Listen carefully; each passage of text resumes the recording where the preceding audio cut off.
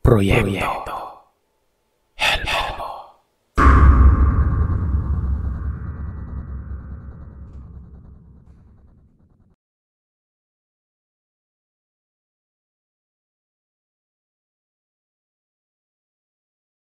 Madaling araw, nagising ako.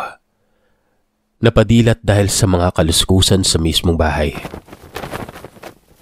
Agad kong tiningnan si Lira. Masarap ang tulog nito. Bumangon ako saglit para silipin kung may pumasok ba na pusa o kung ano para maghalukay ng pagkain namin, pero wala naman. Lumabas ako. Bigla akong nakaramdam ng hindi maganda nang maamoy ko na naman ang pamilyar na amoy ng tiyangaw na may halong karneng nabubulok. Dito ay kinuha ko ng itak ko. Pagkatapos ay lumabas ako ng bahay. Una kong tiningnan ay ang bakuran. Sumilip ako sa silong na imposibleng mapasok gawa ng meron itong harang nun. Saka ako tumingala sa may bumungan. Pero wala akong nakita. Ang sumunod na ginawa ko ay lumabas. Bitbit ang itak ay wala akong takot na nagpalinga-linga sa paligid.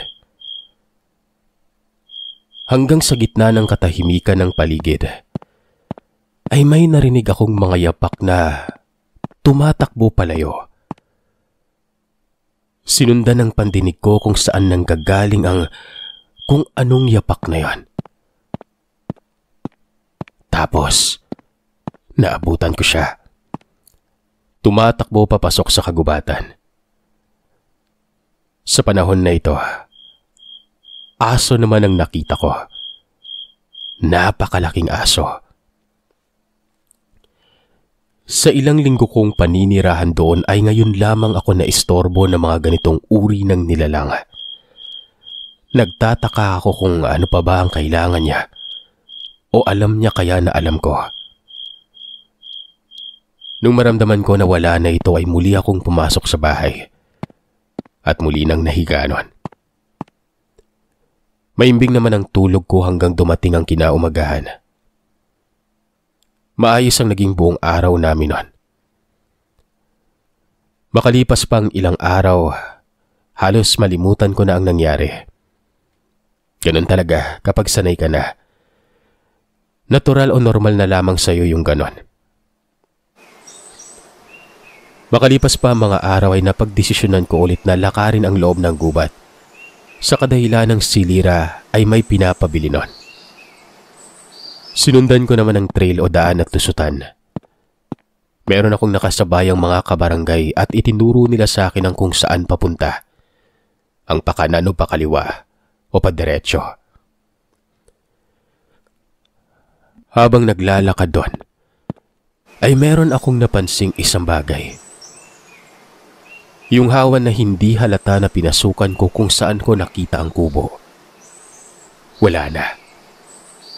Para itong tinakpan ng kung anong mga tuyong sanga. Para kung lumawala. Binaliwala ko na lamang ito at nagpatuloy na ako sa paglalakad hanggang sa makarating ako sa kabilang bayan. At binili ang nais ng misis ko. Pagkabalik ay wala na akong kasama gawa ng nagkanya-kanya na kami nun. Ayos lang. Mabilis naman akong makatanda ng daan. Patuloy akong naglakad sa kakahuyan. At nang malapit-lapit na ako sa labasan ay meron akong nakitang lalaking nakatayo sa daanan ko. Habang palapit ako ng palapit, nakilala ko siya. Si Simon. Kinamusta niya ako ng nakangiti at dagli-dagli naman akong sumagot ng ayos lang. Humingi ito ng pasensya kung bakit siya biglang nagpakita noong nakaraang gabi. Sabi ko ulit, ayos lang. Malakas kang makaramdam kung may mali sa paligid, Arturo. Kaya naisip ko kung kagaya rin ba kita. Sambit niya. Nagulat at nagtaka ako sa sinabi niya. Ano kaya ang iniisip niya? Na alam kong aswang siya at aswang din ako kahit hindi naman. Hindi ako nakasagot nun pero sinundan niya kaagad ito ng mga katagang. Kagaya ni Edgar Arturo, ganun din ako. Kasaba ng ibang mga kamag-anak ko. Doon ko napagtanto na ang tinutukoy niya pala ay ang pagiging rebelde. Napangiti ako. Oo nga pala, hindi ko nabanggit. Hindi lahat ng rebeldeng nakikipaglaban ay natural na tao. May mga nakikipaglaban dati sa mga dayuhan na may kakayahan o may mga lahing aswang. Hindi na ito bago. Alam kong may mga karanasan at kwento ding ganito na nagpaikot-ikot na. At isa ako sa mga buhay na saksi na totoo ito. Napangiti ako. Naintindihan ni Mang Simon ang ngiti ko at agad itong nakipagkamay. Sinabayan niya akong maglakad at konting pakilala kung saan-saan kami napadpad. Kinuwento ko ito. Kinuwento niya rin ang kanya. At sa huli bago ako lumabas sa gubat ay nagpaalam ito at ang sabi niya sa akin ay kung sakaling matuntun ko ulit umano ang bahay niya sa loob ng gubat, huwag akong mag-atubiling pumunta. Makipag-inuman. Napangiti naman ako noon. Tumango. Ahantayin niya raw ako. Lumabas ako sa gubat na dalawa ang iniisip ko ng mga panahon na yon. Posibleng alam niyang alam ko kung anong klase sila pero hinihintay niya lamang ako na magsabi. O talagang wala siyang idea na alam ko kung anong klaseng nilalang siya. Pero kahit anuman, handa ako makipagkaibigan. Handa akong harapin si Simon na sa tingin ko naman ay mapagkakatiwalaan. Sa madaling salita, natuntun ko ang bahay ni Simon na walang kahirap-hirap nun. May daladala akong lambanog isang hapon. Nagulat pa si Simon na nagawa ko pa rin mapuntahan ang tirahan nila kahit na binago niya ng konti ang ruta. Tinanggap niya ako. Pinakilala niya ako sa misis niya, si Rosa. Nagkaroon kami ng inuman. Masaya silang kasama. Mabait tapos ay napakarami nilang tapa na ginawa naming pulutan. Sabi ko nga sa sarili ko, nakalimutan ko na may hinala pala akong aswang sila. Pwedeng-pwede nila akong mayanggaw pero hindi nila ginawa. Sa pag-iinuman namin na yun ay doon ko lamang unti-unting namasdan ang detalye ng mag-asawang ito. Marami-raming peklat si Simon. Mas marami pa sa mga peklat ko. Si Rosa naman wala pero gawa ng hindi naman daw nakipaglaban noong kapanahunan dahil hindi pa daw niya kaya. Ang term na ginamit ni Simon, daw. Alagang-alaga niya pa umano ang misis niya at protektadong-protektado. Kaya naman nagtataka ako kung bakit ang kaliwang tenga ni Rosa ay para bang tinapyas nun. Maliit ito kesa sa isa. Naalala ko tuloy ang baboy ramong humarang sa akin nung unang dating ko doon.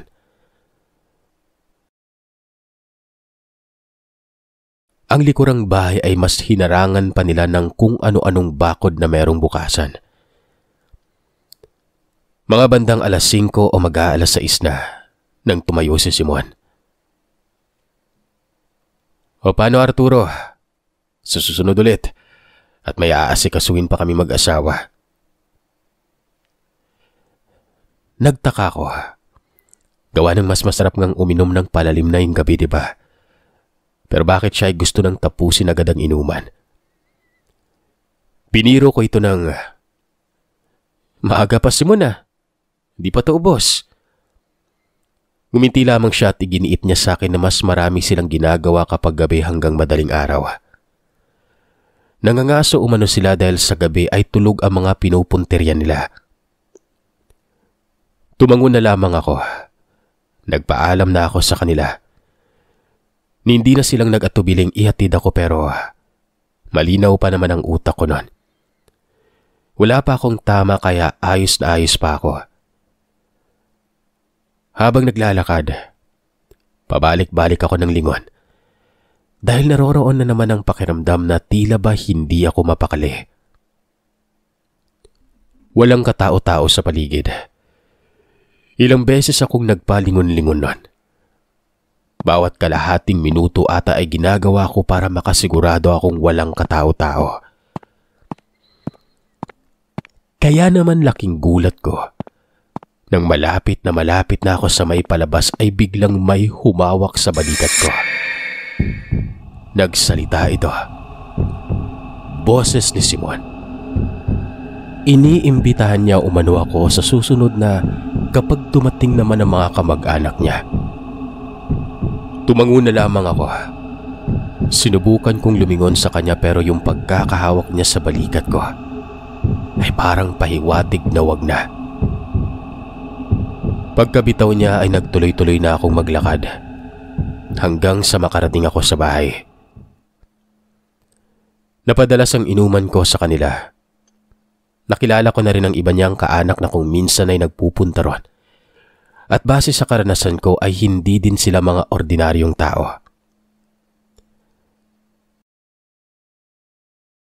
Sa paglagi ko doon ay meron akong mga napapansin. Kapag araw ng linggo, Martes at Biyernes, wala sila. May mga pagkakataon kasi na sinosorpresa ko ang pagdating ko doon pero wala talagang katao-tao. Kahit na anong oras ang punta ko, wala. Naitanong ko ito kay Simon. At ayon sa kanya, ay nangingibang bayan umano sila. Kapag daw ganon ang uwi nila ay madaling araw na ng susunod na araw. Kagaya ng madaling araw ng Lunes, madaling araw ng Miyerkules, at madaling araw ng Sabado. At isa pa, sa dinami-daming beses naming nag-iinuman ay makalawang beses lamang akong pinayagang abutin ng gabi doon. Pero hanggang 8:00 lang. Isang araw, naitanong ko sa sarili ko kung bakit ako pa lamang ang nagagawang yayain nila Simon. Paano naman yung ibang mga nasa baryo pero nag-iinom din? Dito ko na sinimulang yayain si Gaspar, yung pinakamalapit sa bahay. Nung unang yaya ko, nagulat pa siya na nakikipag-inuman si Simon sa akin pero tumanggi din ito. Ilang beses itong tumanggi hanggang sa isang gabi, nagyaya ito ng inuman. Malinaw ko lamang na hindi naman ako palaging nagiinom. Mga 2 beses sa isang linggo. At dito na nga nabuksan ang topic patungkol sa pakikisalamuha ko sa mag-asawang Simon at Rosa. Paring Arturo, buti naman at buhay ka pa. At tao ka pa. Tatawa-tawa pang simula ni Gaspar. Dito ay nagsimulang magkwento si Gaspar na ang mag-asawa umano kasama ng kanilang mga angkan ay mga aswang. Hindi ko na ito ikinagulat pero may mga detalye pa siyang idinagdag na siyang talagang nakapagbibigay ng interes sa akin nun. Dati umano ay nasa iisang grupo lamang kahit pa nung unang digmaan si Tatay Edgar at si Simon. Pero nagkaroon umano sila ng hidwa ang dalawa. Sa kadahilanang si Simon at ang mga kamag-anak nito, bukod sa mga dayuhan ay pumapatay din ng mga kapwa Pilipino. Lalo na yung mga kampe sa mga dayuhan o hindi kaya mga tulisan. At ang dahilan, para lamang makakain ng laman ng tao. Kailanman ay hindi pinagkakatiwalaan ng baryo ang mag-asawa. Lalo pat ang asawa ni Simon na si Rosa ay ilang buwan pa lamang mula nang nayanggaw ng sarili niyang asawa. Dagdag pa ni Gaspar, kaya nga nanirahan sa liblib ang mag-asawa para malaya silang makadaan sa mga shortcut doon. Nang sa gayon ay walang mga matang nakatingin sa kanila sa tuwing aalis sila ng madaling araw. Ang una pang naging biktima umano ni Rosa ay sa may kabilang baryo. At kung napapansin ko umano o kung nakikita ko sa matanda na tapyas ang tenga nito, sa kadahilan ng nahuli siya ng naging unang biktima niya na lumulusot sa kisame o taas ng pader. Akma na sana itong aatras palabas ng hawiin ng may-ari ng bahay ng itak. At yung tenga niya yung tinamaan at natapyas. Mag-iingat umano ako sa kinakain o iniinom ko doon. Dahil kapag nagkasaltik ang mag-asawa o inabot ng pagiging aswang, ay baka ako na ang gawin nilang pulutan. Ako naman, ramdam ko ang mga sinasabi ni Gaspar na kahit papano may katotohanan. Pero ewan ko, naging bulag ako. Pinaniwalaan ko pa rin ang sarili ko na kaya kong pagkatiwalaan ng mag-asawa. Ganon din ang mga naririnig ko sa ibang mga kabaryo namin. Nag-ingat na lamang ako magmula nun. Makalipas pa ang ilang linggo, napapadalas na ang paroon at parito ko sa shortcut dahil sa mga pinapabili ni Lira na hindi nakikita sa lugar namin. Paminsan-minsan ay mga prutas o kung ano. Dito na ako nagtaka syempre. Hindi kaya buntis ang asawa ko. Dahil sa noong mga panahon na yon, ay hindi pa naaabot sa amin ang mga pagtetest kung buntis. Ay maghihintay pa ng mga ilang buwan para makita kung nagdadalang tao ang isang babae. Pero gayon pa man, dahil sa kakaibang kilos ng aking asawa, ay minabuti ko na lamang sundin ang kung anong nais niya. Madalas na rin magkasakit si Lira, lalo na kapag umaga. Kaya halos hindi ko siya maiwan-iwan nun. Kahit may trabaho ako ay diretso akong uwi para lamang matingnan siya. Isang araw, habang naglalakad ako pa uwi, nagulat ako nang bigla na lamang akong harangan ni Rosa. Hindi ko man lang siya naramdaman kaagad. Nakangiti ito. Nagulat ako gawa ng parabang mataas ang enerhiya niya noong hapon na yon. Sabi niya pa sa akin kung bakit hindi na ako nakakabalik o nakakapunta sa kanila. Sabi ko naman sa kanya ay inaasikaso ko lamang ang asawa ko dahil masama ang pakiramdam.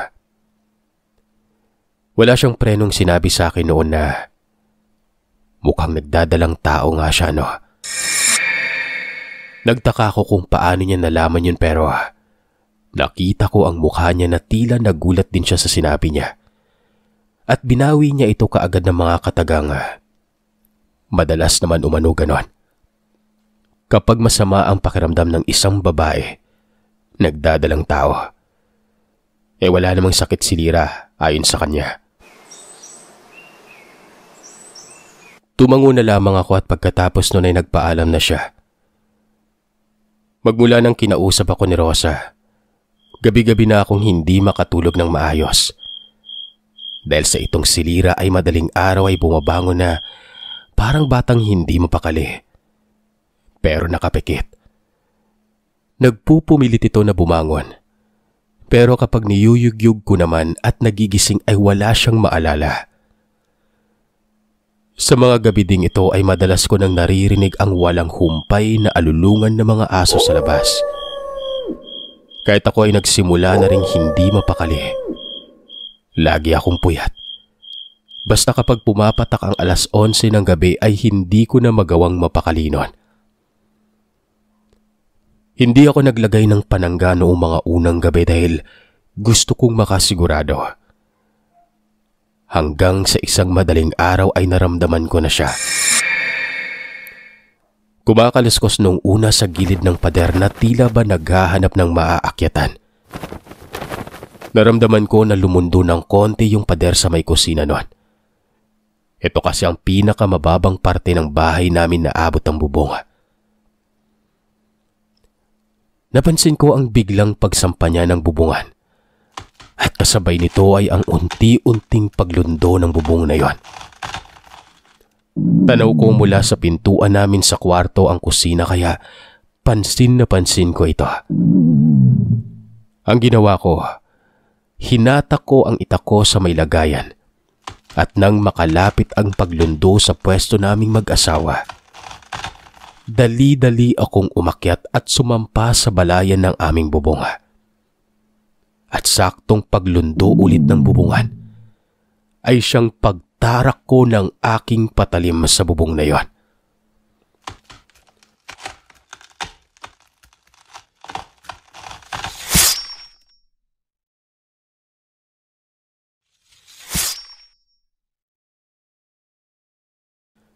Sa pagkakataon na ito ay isang matinis na hiyaw ng baboy na pinipilit hinaan ang naririnig ko. Papigil ang pag-iyak nito. Pero yung dahan-dahang paghakbang ay napalitan ng kalabugan at pumadaustos ito sa kabilang bahagi ng bahay, kung saan walang bintana.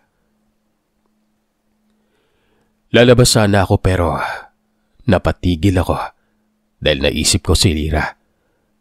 Kumbaga, baka masalisihan ako sa asawa ko. Baka hindi lamang siya iisa. Dahil kung tama ang kutob ko na isa ito sa mag-asawa, malamang sa malamang, di ba? Biglang natahimik ang lahat. Mula sa alulungan ng mga asong unti-unting humina. Si Lira hindi nagising. Tiningnan ko ang dulo ng aking patalim. May dugo. Natamaan ko ito. Wala akong tulog ng maayos. Malalim kong iniisip. Napakampante ba ako? Masyado kaya akong nagtiwala sa mag-asawa dahil lamang sa nasanay ako makisalamuha sa mga kauri nila. Kung gayon parang nakumpirma na ding buntis talaga ang misis ko. Dahil hindi naman siya lalapitan ng ganong nilalang, di ba? Kung wala lang. Nung araw din yun ay nilagyan ko na nga ng panangga laban sa mga ganitong nilalang ang bahay namin. Mga bagakay, makabuhay, mga bawang at luya. Pinagsusuot ko na rin ng itim si Lira. Hindi ako mapakali noong araw din na yon matapos kong magawang proteksyonan ang lugar kung saan ang misis ko. May gusto akong patunayan. Kaya noong natapos na ay kumuha ako ng lambanog at pagkatapos ay binisita ko sila Simon. Sa labas pa lamang ng bahay ay sinalubong na ako ni Simon noon.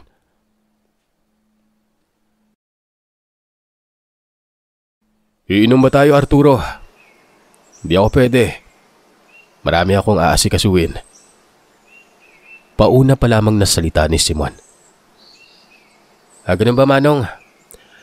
Sige. Sa susunod na lang pero itago mo na itong lambanog kung sakali man. Si Manang Rosa pala nasan? Sabi na lamang ni Simon. Nasa loob umano. May ginagawa. Sinabi ko sana na gusto ko makausap saglit dahil may itatanong lamang ako kahit wala naman. Pero hinarangan ako kaagad ni Simon. At sinabing abala ang asawa niya. At ayaw magpaistorbo. Matalim ang titig niya. Iba sa Simon na nakakasama ko palagi sa inuman. Nagpaalam na lamang ako pero bago pa man ako tuluyang nakaalis, tinawag ulit ako ni Simon. Arturo, si Lira ba? Kamusta pala? Ayos lang ba siya? Kalmado naman ang pagsasalita ni Simon. Kaya sinagot ko ito ng oo. Bago ako tuluyang lumayo. Yun nga lang, Sir Sat, ay nagpahabol ito ng ingatan mong mabuti ang asawa mo, Arturo, ha? Maigi nang may proteksyon ka sa bahay at kung may mga masasamang lalapit, bugawin mo. Palayuin mo. Alam mo na yan. Hindi na ako lumingon at tuloy-tuloy na naglakad nun. Marahil ay kung si Rosa man ang natusok ko ng gabing yon, Siguro ay alam ni Simon na mali ang ginawa ng asawa niya. Ang nakapagtataka, imbis na ang sabihin niya sa akin ay tagain o patayin ng nilalang, bugawin lang. Ang buong akala ko ay tapos na ang kung anumang magiging panganib na pwedeng mangyari sa asawa ko sa ginagawa ng asawa ni Simon. Pero hindi pa pala. Nagsimula na namang bumangon si Lira ng madaling araw at parang maglalakad. Kung noong una ay wala siyang maalala sa mga ginagawa niya, ay unti-unti nang naging malinaw sa kanya na kapag nangyayari ang ganong pagbangon niya ng tulog at akmang paglabas, ay nakakapanaginip umano siya na merong tumatawag sa kanya. Nang tanungin ko kung saan siya pinapapunta, ang sagot ng asawa ko, sa gubat umano. Dito na nagpintig ang tenga ko. Talagang kumulo ang dugo ko sa narinig ko na yon. Ayaw pa ring tumigil ng nilalang na yon. Wala na akong pakialam noon kung sino sa kanilang mag-asawa o kung may iba pang nilalang na gustong angkinin ang magiging anak ko. Dito ay sumugal ako. Nakaisip ako ng paraan na siyang ginagawa na namin dati pa sa bundok at natutunan ko rin sa kalahi nila Simon. Gabi, sa muling pagbangon ng asawa ko ay ginising ko na siya noon. Tinanong ko kung napanaginipan ba niya ulit ito. Mangyak-yak na si Lira sa takot noon na tumatango sa tanong ko. Sabi ko sa asawa ko ay huwag siyang matakot. Kaya siya tinatawag ng aswang ay dahil sa hindi na ito makalapit sa mismong lugar namin. Dahil sa mga pananggang nilagay ko. Sinuksok ko ang itak sa bewang ko. Nagdakot ako ng asin, kumurot ng bawang at luya. Ikinuyom ko ito sa kamay ko at inilagay sa likuran para hindi maamoy ng nilalang na yon. Pinahubad ko kay Lira ang duster niya. Nagpalit kami ng suot. Sinuot ko ang damit ni Lira para dumikit sa akin ang amoy niya. Nagtakip ako ng tela sa ulo para aakalain ng nilalang na yon na ako ang asawa ko. Lumabas ako sa bahay at tuloy-tuloy na naglakad papunta sa gubat. Dahan-dahan. Pero habang papalapit ay naaamoy ko siya. Amoy tiyangaw na may halong karneng nabubulok. At habang papalapit ako, nakikita ko na ang anino niya. Pero hindi sa anyong tao. Ito ang nilalang na una kong nakita sa gubat. Baboy ramo na hindi pantay ang tenga. Malaking baboy ramo. Mahaba ang mga paa at walang buntot. Pasinghal-singhal ito na tila ba hindi mapakali at naaamoy ang asawa ko sa pamamagitan ng damit niya na suot ko. Nang tuluyan na ako makaapak sa unang puno sa gubat na yon, ay wala itong pagdadalawang isip na dinaluhong ako. Sinugod ako. Hindi ako umilag.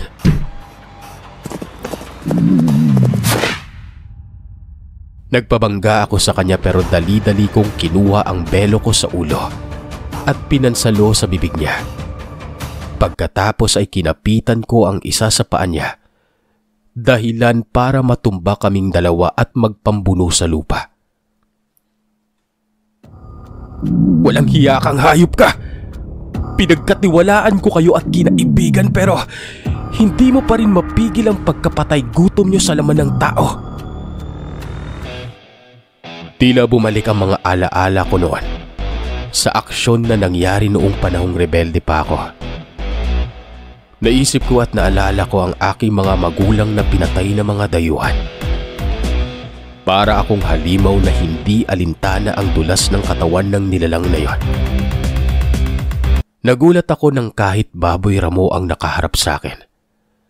ay nagawa ako nitong gapusin pero hindi ako nagpatinag. Agad akong nagpadulas palabas ng duster ni Lyra at sinabay ko ang paghugot ko ng aking itak.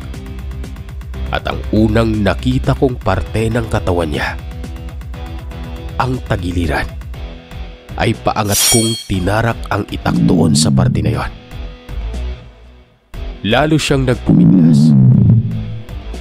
Bagamat nabitawan ko ang bawang at duyan ko at asin. Pero nang mapansin kong may natira pang nakadikit na asin at durug-durug na bawang sa palad ko, tinarak ko ang sarili kong mga daliri sa sugat niya, kung saan ko ibinaon ng patalim.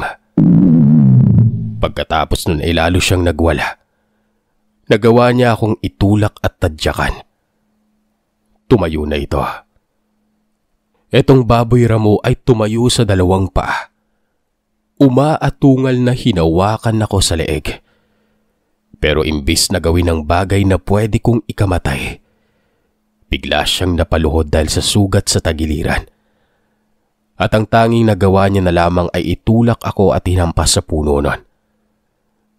Ramdam ko ang tunog ng balikat ko nun, na siyang unang bumangga sa may puno. At pagkabitaw niya, atungal na lamang ang tanging narinig ko sa kanya. Naiwan akong tulala. Gusto kong mawalan ng malay sa sakit. Pero pinilit kong makabangon.